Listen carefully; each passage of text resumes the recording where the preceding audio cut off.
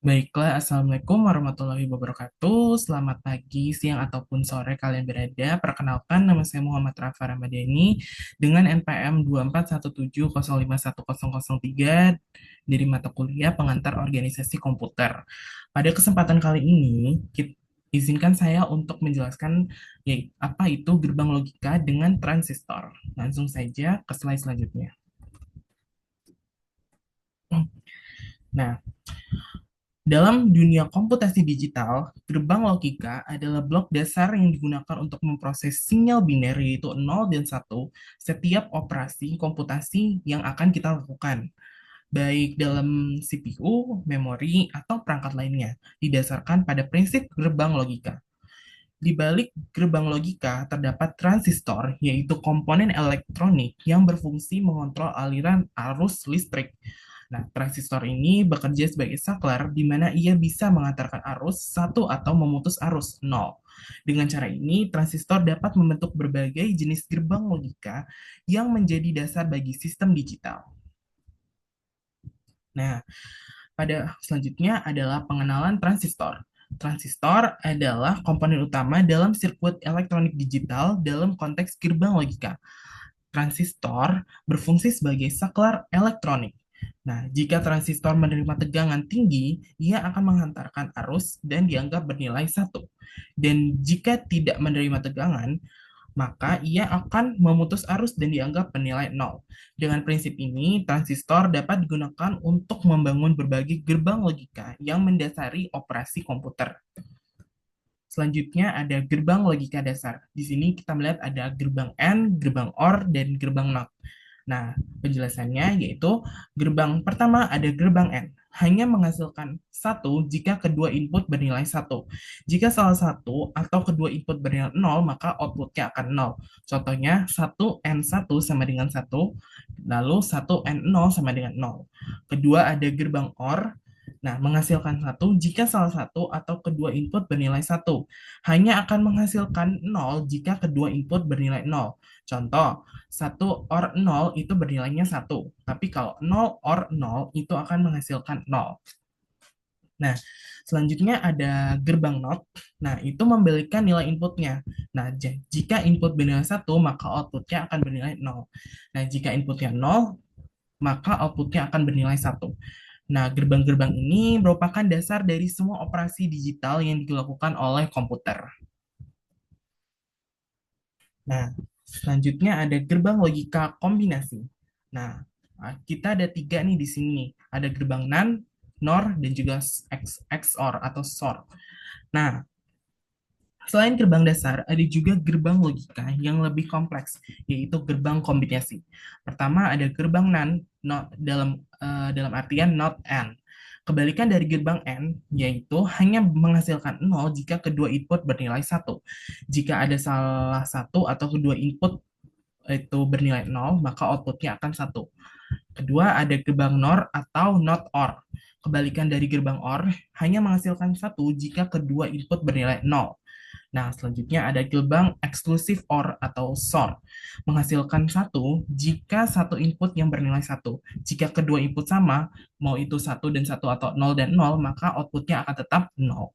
Gerbang kombinasi ini sering digunakan dalam operasi aritmatika dalam pengolahan sinyal digital. Nah, selanjutnya ada contoh operasi logika. Nah, di sini mari kita lihat beberapa contoh operasi gerbang logika dalam bentuk tabel atau di contoh tiga di atas ini. Nah, dari contoh itu kita bisa melihat bagaimana setiap gerbang logika bekerja dalam memproses sinyal biner. Sinyal biner. Operasi logika digunakan dalam pemrosesan data digital dan gerbang-gerbang tersebut akan menghasilkan sesuai dari input yang akan diberikan nantinya. Ya. Nah, ini ada implementasi fisik dengan transistor. Nah, bagaimana gerbang logika ini diwujudkan secara fisik? Nah, setiap gerbang logika dibangun menggunakan transistor yang tersusun dalam konfigurasi tertentu. Misalnya kita lihat ada gerbang N. Nih, N. Gitu. Nah, bisa dibuat dengan dua transistor yang disusun seri di mana output hanya menyala satu jika kedua transistor menghantarkan arus. Nih, selanjutnya ada gerbang N, ada gerbang OR maksud saya. Sebaliknya, dapat dibuat dengan transistor yang disusun paralel. Sehingga jika salah satu transistor menghantarkan arus, output tetap menyala satu. Nah, ini yang terakhir ada gerbang NOT atau NOT gate. Nah, gerbang dot ini menggunakan satu transistor untuk membalikan sinyal inputnya. Nih, masing-masing ada input outputnya, bisa kita lihat di sini. Oke, lanjut ke slide selanjutnya.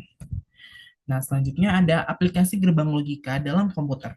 Nah, gerbang logika digunakan dalam berbagai aspek sistem komputer, termasuk satu, aritmatika.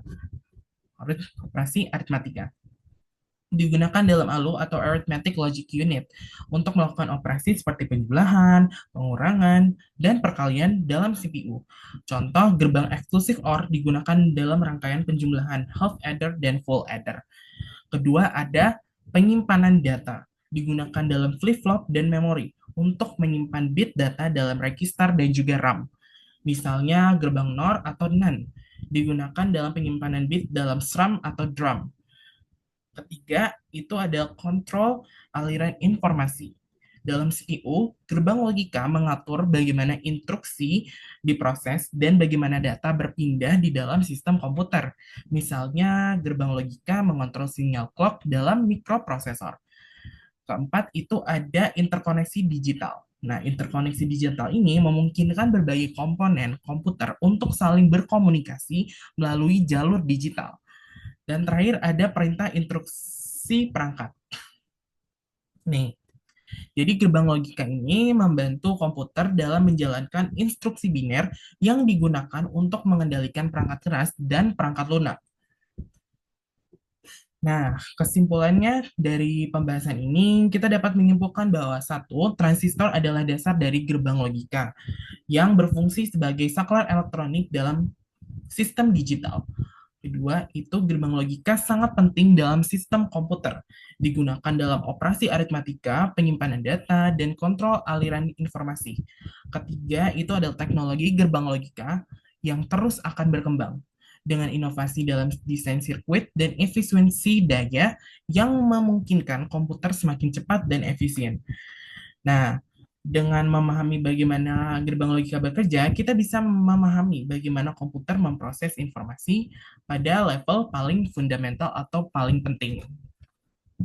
Baik, sekian penjelasan dari saya. Mohon maaf jika ada salah kata. Saya akhiri.